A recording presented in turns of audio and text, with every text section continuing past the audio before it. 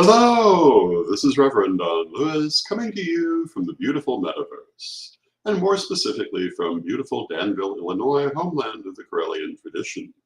And this is Midday with Reverend Don. And as you no doubt know, if you follow Midday with Reverend Don, if you want to interact with me during this broadcast, you can type your questions or comments on whatever platform you happen to be watching on, and they will appear in my chat room. And in fact, there are already people in the chat room before I even started the broadcast. Hello, Janet. It's good to see you. Janet says, oh boy, it's midday.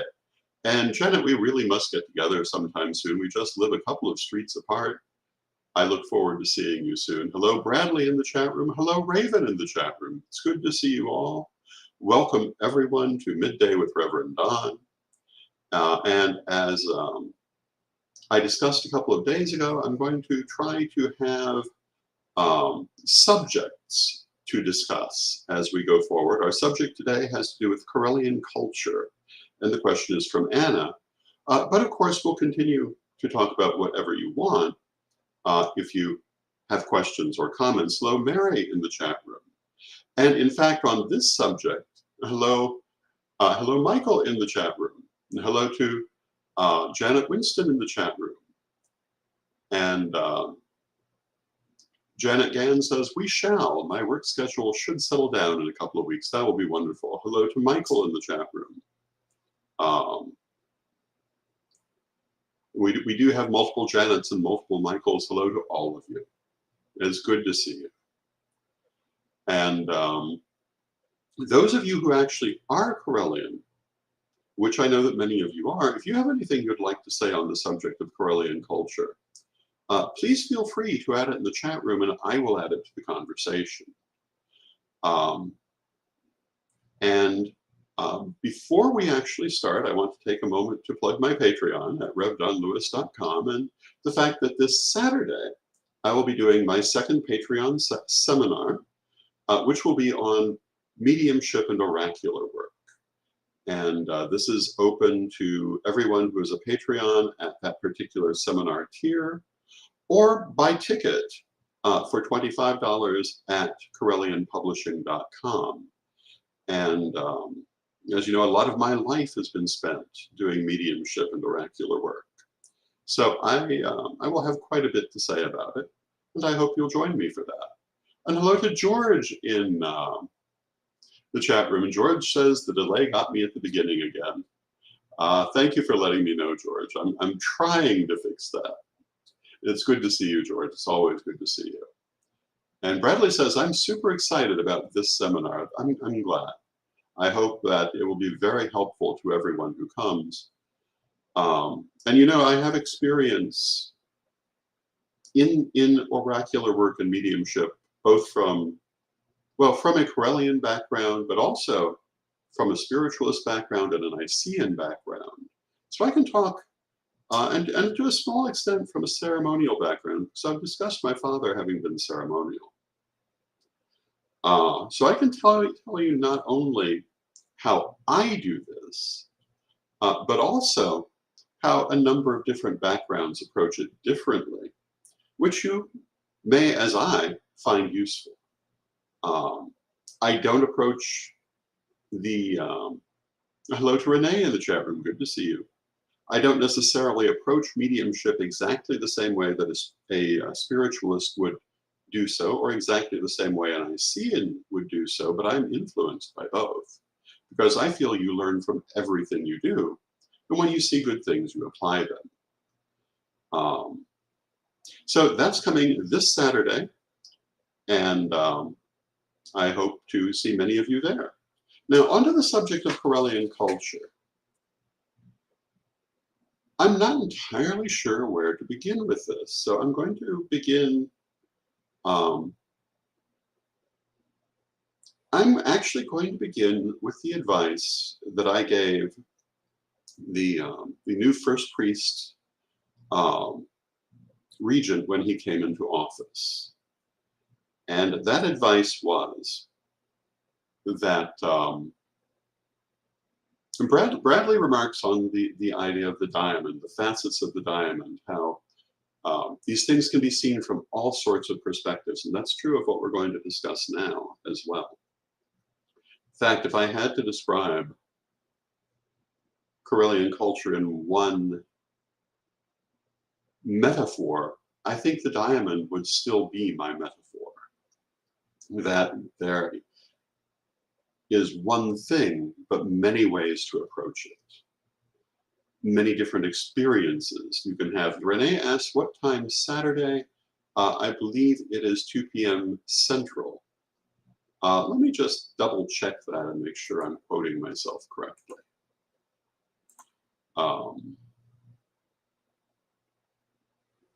You know, it may be 1 p.m. Central now that but I'm just going to check the calendar and make certain that I am saying the right thing.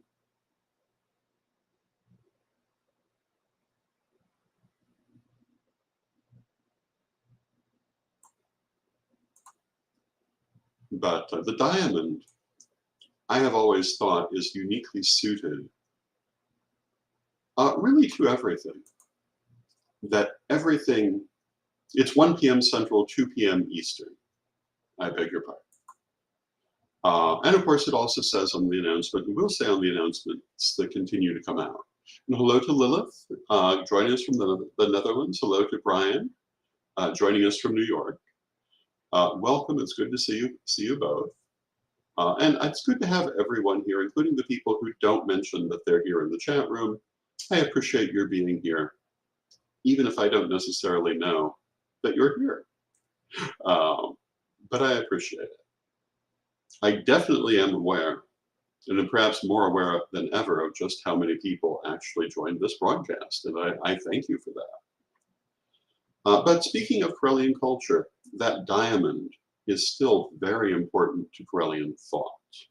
So I would have to say, before going on to the advice that I gave Lord Phoenix, that diamond analogy, even though it does not originate with us, it's all over the place if you look for it, is fundamental, I think, to Correllianism. And the 5 Mystic Secrets and the Correllian Manifesto are very, very much fundamental to Correllian thought. And Janet says, the most important part of any religion I am involved in is the friendships and relationships that are developed. And having a mentor has been invaluable for me, not just for class. Thank you, Janet. And actually, that's one of the points that I want to get to in Correllian culture. I think that fundamental to Correllian culture is the relationships that we cultivate and treating people properly.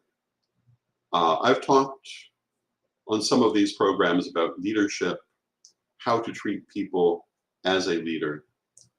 And Michael says, this is so funny. Lady Jin and I were just talking about this subject yesterday.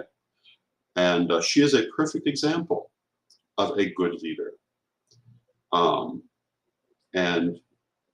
The temple that, the temple of Arcier is one of the finest temples I know. Everything in the end comes down to relationship and treating people well. And I have to say, we were talking the other day about expelling people from the tradition.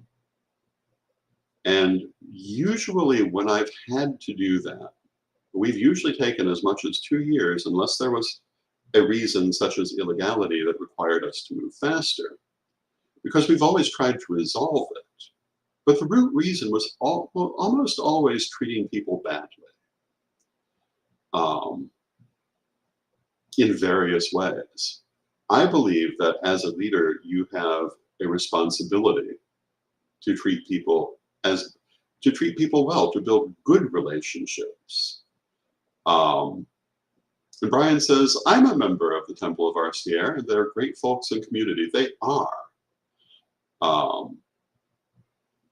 And the advice that I gave to Lord Phoenix, and I don't swear that I'm quoting myself exactly, but that you have to remember that everyone is here by choice. I didn't say this phrase, but I did say it the other day, and that is that leadership is a gift that people give to you. They don't have to. They can walk away. No one has to belong to any one church or tradition in this country, or most of the countries where people might be watching this video. You have the freedom to choose where you go. And we must never forget that. And therefore, you must treat them in a way that makes them want to be here. It is the relationships.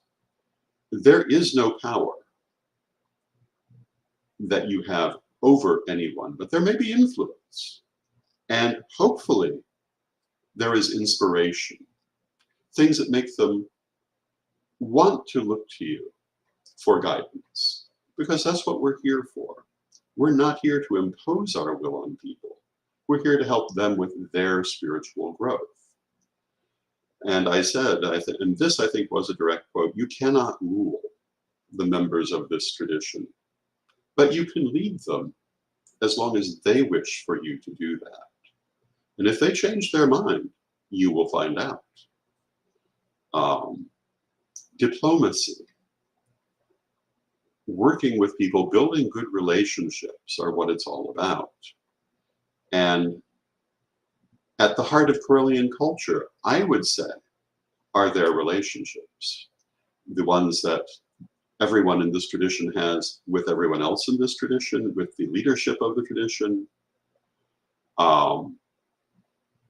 And in the end, that decides everything. And Mary says, very kindly, you have such a beautiful way of putting things. Thank you, Mary. And she goes on to say, one of the main reasons I am with this tradition is you. And I thank you for that. And Laurie Denman is always very precise in doing an initiation to emphasize to people that their loyalty must be to the tradition, not to their teacher or to any individual person. And I agree with that. Our loyalty is to the tradition, not necessarily to any one temple or any one incorporated church, because there are a number of them, but to the tradition and to the teachings of the family and the ancestors.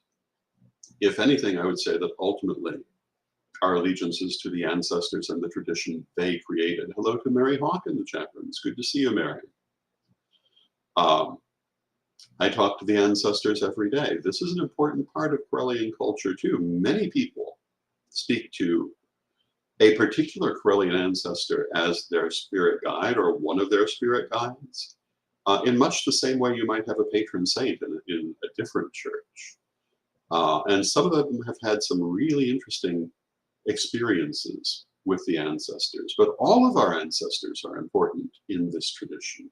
Not only the Correllian family ancestors, though they built the tradition and its teachings, but all of humanity ultimately, because one of our central beliefs is that we are midwives to the new age, that we're trying to build a better world, not a throne for an individual, not an ineluctable powerhouse, but a better world for all of us. And I feel that we must always remember that. And, you know, we have many routes that we do that through. Sometimes we'll disagree on how that must be done. That's only normal. In the end, we are the great family. That is the phrase that we use. And as a family, we may sometimes, not all, be on quite the same page, but we're still family. And we should still try to behave that way. Now, sometimes, because I was talking earlier that sometimes we have had to expel people. Sometimes situations become irresolvable. But whenever possible, that should be avoided. Sometimes it's not allowed to be possible. But my policy always was to try every diplomatic solution, every solution of counseling before we got to that point.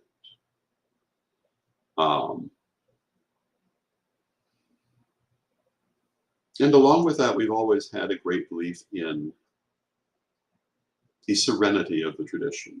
which again comes down to how we treat each other. That we try not to fight within the family if we can help it. Again, sometimes it can't be helped, but we try. You know, I have to tell you, I read about people's experiences with their families, how they dread going home for holidays and the like. But growing up, you know, there were not arguments in our families, in our family when we got together for holidays, even as the extended family. We loved each other. We respected each other. And if there were things we disagreed on, they did not come up at that moment because that's not what we were there for. And Maggie, hello, Maggie, it's good to see you. Maggie says, most members of the tradition have great respect for you. Thank you, Maggie. I really appreciate that. And that's because you also have that mutual respect. And I appreciate your saying that. I try to have that aspect in my every interaction. She says, when a member shows no respect, they don't belong. And that's kind of what I'm saying. We must respect our relationships and try always to remember we are a family. Now, Michael says, how do you feel about the size of the tradition and having political structures and things like that? Do you feel that it is a weakness at times? Is it something that other pagan Wiccan traditions should adopt?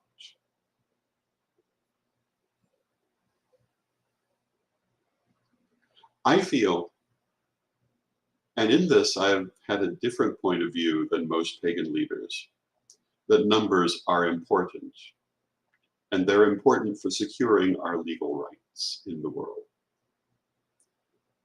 I feel that size matters when it's time to be taken seriously and to have a seat at the table. Without size, you're not getting that seat at the table. It's not going to happen. So I feel, if anything, the great expansion must continue. And, you know, the people who are meant for us are the ones who come to us and the ones who stay with us. We just want to have our doors open so that they can. And as for political structures, I'm a great believer in the idea that politics is the art of avoiding violence when we disagree. A lot of people, I think, have a negative understanding of the word politics and political that I think hinders them. Politics, when properly engaged in, is the art of diplomacy and compromise and working things out. And yes, I think structures are important. And in the Correllian tradition, there are many legal structures. Many of our temples have their own incorporations, which means they can stand alone if they choose to. And we try all to cooperate, but I think it's important that we have multiple incorporations like this. The fact that many of our temples have their own incorporations comes from the fact that we encourage them to do this. And we still do. I think that that's important, especially should the wider political situation sour. The more there are of us and the more incorporations that exist, the harder it is to target us. The harder it would be to destroy us if wider political actions wished to do so. So those are my thoughts on that. So if you have a temple in the Correllian tradition, chances are you are legally incorporated in your own right. And if you're not, I encourage you to do so because it affords many protections in its own right. And I'm sure much more will be said about this by other people in the future. But that's my point of view. And I feel that the first priesthood are the moral leaders of the tradition. And Janet says in the chat room, I love how your family has essentially adopted the rest of us. That's very much how we feel about it. And Michael says, that's a very good point I didn't consider. Thank you, Michael. And Lilith says, it's 20 years next year that I'm with you, Lord Don. That's wonderful, Lilith. Congratulations. We are so glad you are with us. And I look forward to seeing you in person again one day. Lilith and I, if I haven't mentioned it 20 times before, which I imagine I have, met in the UK when I went for lustration there. And she's a delightful person. And I love the fact that she joins us for this broadcast. And Mary Cavalcante says, wow, it's my first year here and I'm loving it. We're grateful for that. And Mary Hawk in the chat room says, following legal process for incorporation is important to prove we are a viable religion. Exactly. And Lilith says, it's great to have you, Mary. And I love to see how supportive our members are of one another. And if I had, I'm glad that I did not die in February. And I think that there are some important reasons that I didn't. But many of the things I see in this tradition tell me that, yes, I fulfilled my duty to the family and to the tradition. In that we have a strong, mutually supportive, loving organization,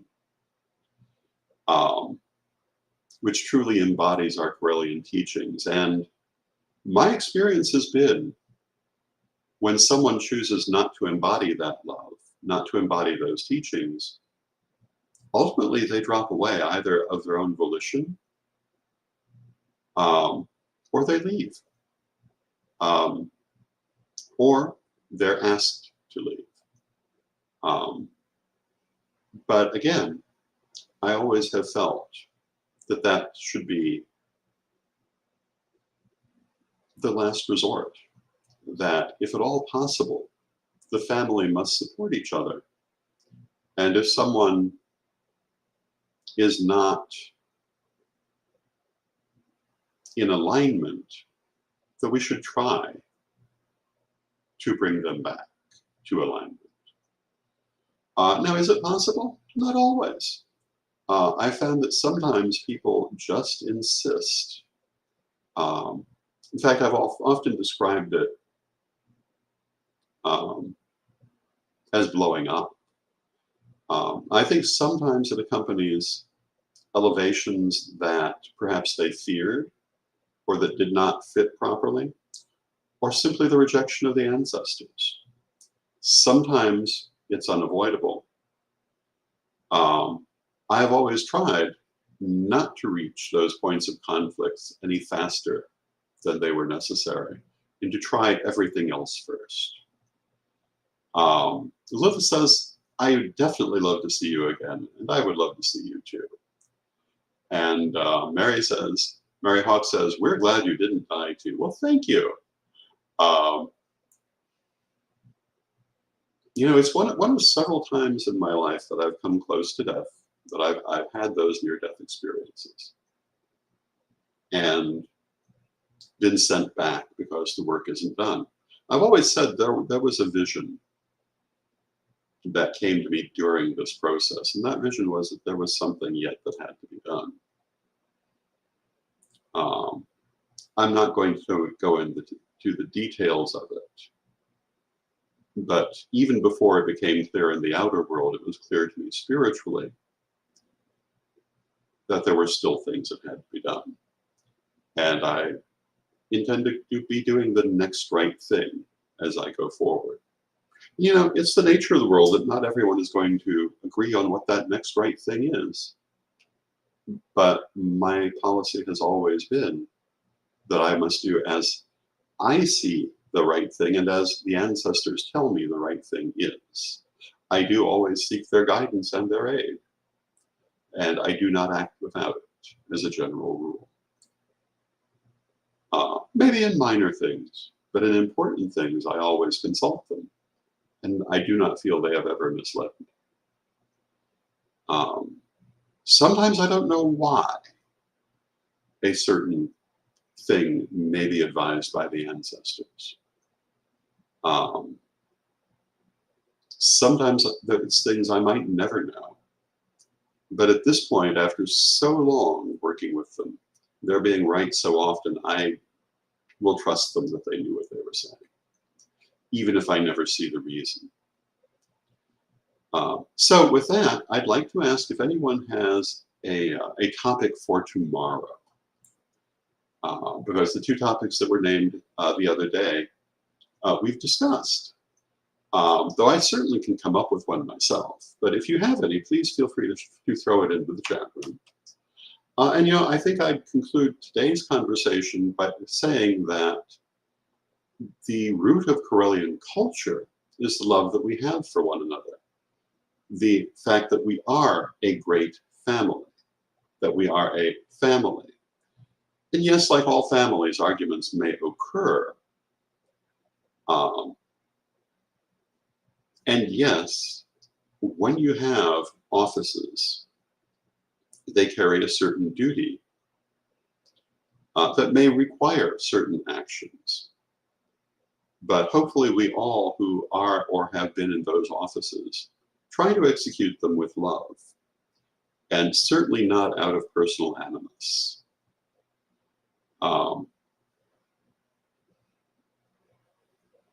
Michael suggests that I might do a preview teaser for the Saturday workshop. I will take that. I'm going to write that down right now. And that is what we will talk about tomorrow. We will talk a bit about mediumship and oracular work, but not so much that that I give you the whole workshop, but enough to give you an interesting half hour. And you know, we were talking earlier about the fact that I have studied this from multiple perspectives, as I've studied most things from multiple perspectives. And going back to where we began today, the idea of the diamond, I think you never really see anything until you see it from multiple angles. So I've studied every religion I could, including some that I don't follow and would not necessarily follow. But that doesn't mean I never studied them.